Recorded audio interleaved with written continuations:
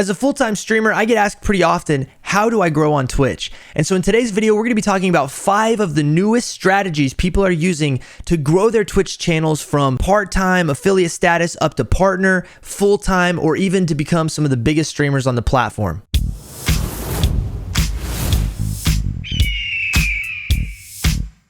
Now, I myself have been streaming on Twitch for a little over 4 years, and when I started out streaming, I was doing it as a hobby, part-time, and it eventually grew to the place where now I'm a full-time partnered streamer on Twitch. And you can come check out our Twitch streams anytime you want at twitch.tv/EagleGarrett. We would love to have you. With that came this question of how do I grow my Twitch stream? People would ask me pretty regularly. And so I created a video a little over a year ago now, right up here, that has over 1.3 million views talking about 10 tips and tricks to go full-time on Twitch. And that video is still relevant today. A lot of those tips and tricks ring true to this day and is a great video to check out. So I'm gonna pop a card up here at the top of the video. I encourage you guys to go check out that video and get a good base of practical tips to use for your Twitch growth. Since then, I've been paying attention to some of the things that people are doing that are becoming very successful. And so in today's video, we're gonna be talking about 5 new strategies that I've been seeing a lot on Twitch that have been growing some new creators to be very big, but also some of the most effective things that I've seen. The first tip we're going to talk about today, guys, is called the content farming strategy. Now, this is my name for it. It's actually been around for a little while, but people are just now realizing its potential. Let me explain how it works. So the idea is that you take time before a Twitch stream to plan out some segment of content, whether it's going to be, I'm going to try every version of gummy bear that there is, every flavor of gummy bear, or I'm going to go around to different streamers and say what's up and see how many people can smile at me and say, how do you do? Or something like that. Come up with ideas that are unique and would be interesting to watch. And then what you're going to do is during your Twitch stream, you're going to actually record yourself while you're live streaming that segment. It doesn't have to be your entire stream. It doesn't have to be a 5-hour stream, but record a 30-minute or 45-minute segment of you doing that particular planned out event. And then the rest of your stream can be doing whatever else, just chatting, playing games, or whatever you want to do. Take that recorded segment and edit it yourself or hire an editor and have them edit it up to a shorter, more condensed version for YouTube. So you're going to take the Twitch stream, you're going to bring that over, and you're going to put it up onto YouTube. Now, by doing that, you're not just creating content on Twitch that's really good and unique and planned out, but now you've taken that content and you've made a YouTube video. Now, we know one of the biggest tips for the longest time, and in that video that I did, the 10 tips and tricks video, we talk about creating content for YouTube and on other platforms. That is still one of the #1 tips in growing your Twitch stream. By doing the content farming strategy, you're not just creating content on Twitch and then having to go and record content on YouTube separately. Now what you're doing is you're using your Twitch stream to farm content for your YouTube channel. And then what happens is when you post it on YouTube and you get a good thumbnail and you work on your titles and your tags and stuff like that, the YouTube channel then farms exposure back to Twitch. So you're having this circular pattern of farming going on between Twitch and between YouTube that is feeding people good content on both platforms, but is more likely to bring people from YouTube over to your live streams on Twitch. Because as they grow to see what you're doing on your Twitch stream on YouTube and they see those condensed down versions of that content, they're eventually going to want to come and check out potentially your stream and hang around for a little bit longer, get to know who you are, ask questions. So the content farming strategy cuts down on the amount of time you spend making content for 2 separate platforms. It's really hard to plan streams for Twitch and then to record separate videos for YouTube. It takes a lot of extra time and a lot of extra effort. And especially if you're not to the place of hiring an editor to do the editing for you, you're spending most of your time streaming or making YouTube videos. But if you can farm content from your Twitch stream, then when you're not live, you're not having to record extra videos for YouTube. Instead, all you're focused on is getting those videos edited and uploaded. This is a more efficient and more effective strategy, and you can actually see the success of this strategy in a few different creators that are pretty big on Twitch. One of them being Devin Nash, who makes videos here on YouTube. He's got over 100,000 subscribers. He's making all those videos from talks he does on his Twitch channel. This is a brilliant system because now whenever he's done streaming, he just has to edit those videos and upload. Ludwig, one of the biggest streamers on the platform, is another perfect example of this. He started streaming a year after I did, and he's one of the biggest content creators on Twitch right now. His strategy was to start uploading very frequently to his YouTube channel, and he was uploading, for the most part, clips or recordings of his Twitch streams. He grew a huge YouTube audience, and a lot of the people on YouTube started coming over to Twitch, and now he's grown massive on Twitch. And so both platforms continue to feed each other, and they grow faster and further than ever before. Guys, this strategy will literally revolutionize your entire content creation journey. Now, tip number 2 is actually an interesting one because this adjusts a little bit one of our original tips in the last video I did, which is social media strategies, okay? So originally we talked about creating content on other platforms like YouTube, Twitter, and Instagram. But there is a new way to do this that's more effective when it comes to your going live posts. Originally, I had stated that, hey, you should post every time you go live, post it on Twitter, post it on Instagram, get it out there so that all of your audience from all these different platforms will know when you're streaming. And at that point, we'll bring a lot more people to your streams. But what ends up happening is your Twitter feed and your Instagram feed start getting covered up with these going live notifications that are very temporary. They're only for that specific day. And it's not really good content for people to want to follow. Why would somebody want to follow a Twitter account that's only posting going live notifications? Why would somebody want to follow an Instagram that's doing the same thing, right? So instead, there's a new way to do this that's actually been pretty effective. I've been testing it myself, and it's utilizing the stories feature of Instagram or the fleeting feature of Twitter. So instead of posting a go live notification on Twitter, you fleet a temporary 24-hour video of you saying, hey guys, we're live right now. This is what we're doing. Love to see you in the Twitch stream. By doing that, what you're doing is you're giving an update daily that you're going live when you're going live. People will watch that, but the expectation for those fleets or those stories on Instagram is not anything huge, right? People aren't watching that story or that fleet in order to get more information about you or learn more about you. They're literally watching that just to see what you're doing every day, right? Your story and your fleet are separate from your actual feed. If you post a picture on Instagram, you can still put a story up that's separate, and people can see the story, see that you're live that day, and then they can also see your content that's on your Instagram, and they can just look at your Instagram content without having to see your story. Same thing with Twitter. They can look at your Twitter feed and see all the tweets you've been sending out that aren't going live notifications, and they'll be interested in that Twitter content you're putting out,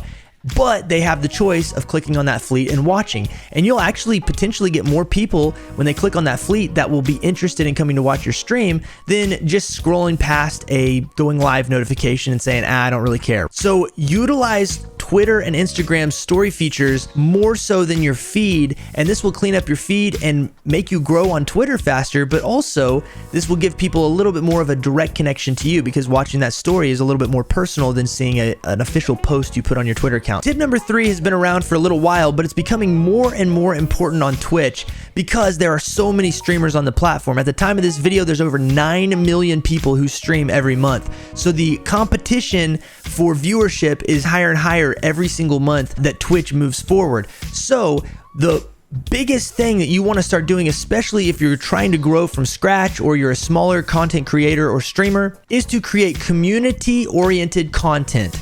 So what I mean by this is figure out some way to involve your community beyond just them viewing your stream. This could be holding custom games in your favorite game that you play where your community is able to get in and play with you. Maybe it's going through and playing with viewers where you do rotations and pull in different squads for your team or whatever it is that you're playing. Maybe it's doing some kind of event on your stream, contest on your stream that you pull people in, you interview people or do whatever, but figure out some way to involve your viewers in the actual content itself. This is huge, and this actually is part of the reason why I'm partnered today. Is back when Fortnite was at its peak, there was something called Fortnite fashion shows that came out. And when these Fortnite fashion shows started, I started holding my own Fortnite fashion shows, and they quickly grew to become one of the biggest things I've done on my stream. Well, from that, our average viewership went up. We got tons new followers, a bunch of exposure. And what we would do is we would let people in the community come into a fashion show. That we'd have a certain theme, they would dress their characters in that theme, and then we would basically rate each person's outfit, and if you made it on to the next round, you went on, and if you didn't, you got eliminated, and we would get it all the way down to a winner. The final winner would be voted on by the chat. So even if somebody wasn't in the game itself, they could still help vote on which outfits looked the best and which ones they thought were the closest to the theme, and then they felt involved too through being able to vote. It's like watching American Idol or one of these other shows where you text in to vote who you think is the best singer. Same thing with Fortnite fashion shows. Do something like that you can get your community involved in, because what's going to happen is now there's an extra added value to show up to those streams. It doesn't have to be every single stream that you do this, but your community is going to realize, hey, on every Friday night, this is what so-and-so does. They hold this event and I want to be a part of it, right? You can hold contests, tournaments, or whatever it is, but get your community involved. This will help you grow like crazy, and it will create a tighter knit community. Community-oriented content, you guys, is huge, and it is one of the biggest growth strategies out there, because as people come in and they get involved, they're going to want to come back and continue to be involved. Tip number 4 is something that's been around for a little while, but has been a hotly debated topic among streamers, and that is restreaming. Now, for a breakdown as to whether you should be restreaming and who it's for, the pros and the cons, all that sort of thing, I've got a video right up here that I recorded already talking about all those things and kind of helping you go through figuring out whether or not you should be restreaming.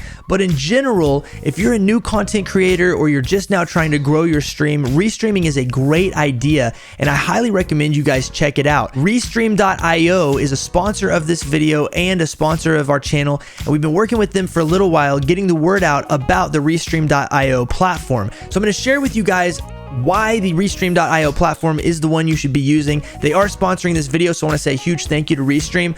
But this is also one of our tips today, because restreaming is one of the greatest ways to get your content out there. Restreaming is one of the best ways, especially for new content creators, to get their stream out to multiple places and to grow their potential audience in the most effective way. If you've got 1 or 2 people on 4 or 5 different platforms you're streaming to, then you have 4 or 5 times more people watching you than if you're streaming to just one platform. Restream.io has over 30 different platforms that you can stream to at the same time and get maximum potential audience exposure from using Restream's features. In fact, Restream.io even has a fully fledged streaming service and dashboard that allows you to set up not only your own overlays, graphics, you can pull different people in if you're doing interviews or that sort of thing.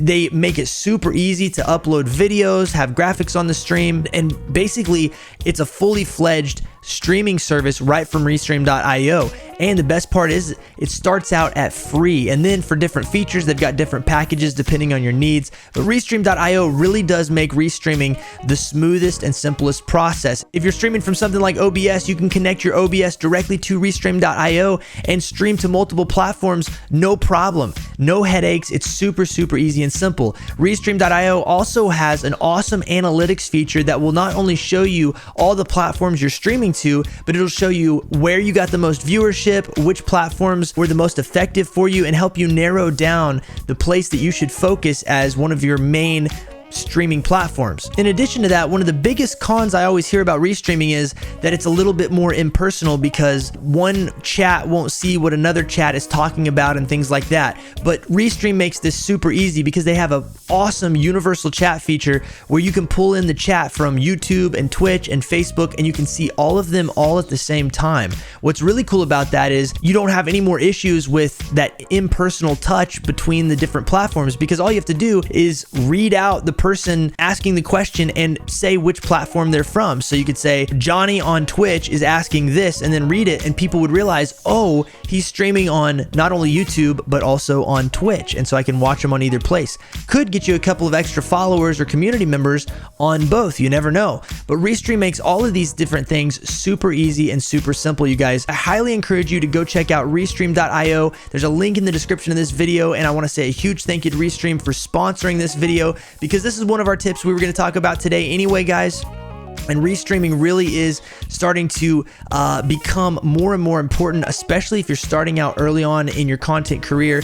It just makes things a lot simpler and gives you more exposure. So check out that link, you guys, and try out Restream. Let me know how it is for you. Leave a comment and let me know if you've tried it before, what you thought about it, or if you're thinking about giving it a shot. So guys, tip number 4 with restreaming actually leads us into tip number 5, and tip number 5 is experiment. Now, with restreaming, you're experimenting with different platforms, where you should be streaming, what works best, where your audience really is, things like that. but experiment with your content, experiment with the style that you do for your videos, experiment with your editing, experiment with playing different games. Don't be afraid to try new things, because if you look at some of the biggest streamers that we've been talking about in this video or that are out there on the platform, they've done all types of different content or games or whatever it is that they're doing on their stream. Ludwig, our example from earlier, has done tons of different types of videos. Some of them are tier list videos, and some of them are challenging his chat to something. Some of them are challenging his friends or his roommates. There are a bunch of different styles of videos, but the consistent thing between all those videos is Ludwig. So for your content, you be the consistent part. Now, when you find something that works, push into that and explore that and really see how much you can develop that part of your content. While you're looking around or where you're trying to figure out what your stream's going to be about, what kind of streamer you're going to be, feel free to experiment and don't feel too bound to, I only want to be an FPS player, so I can't play anything else but FPS. If you want to play FPS games, that's great, play them. But if you also think, well, you know what, I kind of would like to play Minecraft, or I kind of would like to play you know, an RTS game, something like Command and Conquer from back in the day, whatever it is, feel free to play those games. You never know what kind of content is going to click with you, click with your audience, and that you're going to bring a fresh approach to. So guys, the last one that I'm going to leave you with is experiment, because this is one of the biggest ways that you're going to really find who you are as a content creator, but also what's going to work best for you. So guys, let me know in the comments below, what type of experimentation have you done with your streams? What type of content has worked good for you? What type of content hasn't worked so good? I would love to hear, and I really appreciate you guys coming by and checking out this video. If you've liked this video, don't forget to smack that like button, help get this video out to more people, and of course, don't forget to smack the subscribe button and the notification bell to find out when videos like this go live. We're coming out with content all the time. I'm trying to do it weekly, so we're going to keep that up as much as possible. In addition to that, you guys can find me, like I said, on Twitch at twitch.tv/EagleGarrett. I'm streaming over there full-time, live all week long, so swing by, hang out with us, join the flock on Twitch. We would love to have you in the community. You can join us in our Discord at discord.gg/flock. Over 20,000 members, gamers, streamers, content creators, places to share your streams and content, your videos and stuff in our Discord, so jump over there. We'd love to have you. And on top of that, you guys, you can find me on Twitter, Instagram, Facebook, TikTok, and all of the social medias, so check all that out. Links for everything in the description of this video. Thank you guys so much for watching. Really appreciate y'all. And until the next video, as always, rock on, peace out, God bless, and last but not least, cacao! One of you two. No, he just jumped off, bro. Eagle, if I were you, I'd go get that money that I left on the buy. I'm not letting this guy get away. Get him. I'll go and see if I can... Oh my guy! Oh! Oh my guy! We're not letting him get away. We're not letting him get away. My own heart. Yeah, my own heart. That's my